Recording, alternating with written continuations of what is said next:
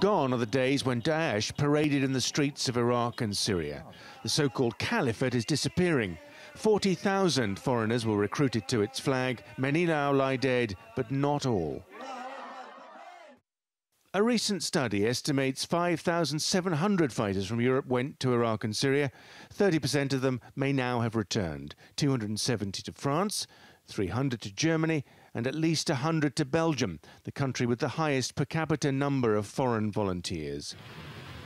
How many more will make it home? Gilles de Kerkhoff has been coordinating Europe's fight against terrorism for over 10 years.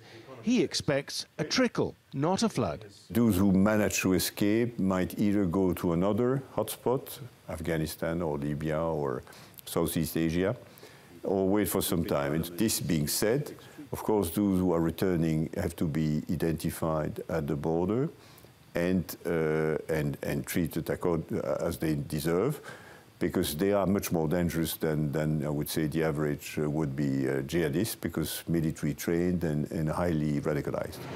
Daesh has been defeated on the battlefield, but it's not yet clear whether that will make its ideology any less attractive to some young Muslims living in Europe, like here in Molenbeek in the centre of Brussels, which in the past has proved a fertile recruiting ground.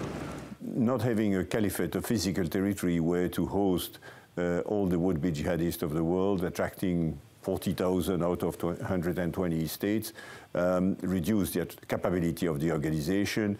But of course, the ideology is out of the bottle. They still have a virtual caliphate. And we, of course, work a lot with the internet company to reduce availability of unlawful content, but still, it's around. Yeah. He's been doing this job for 10 years, much longer than he thought. Europe has faced terrorist threats before. There are cycles, and like the Red Brigades or the Haute Armée Fraction and so on, probably a generation, and then it disappears. And the same in this case, another generation? Most likely, yeah. 10, 20 years? It will last for some time, yes.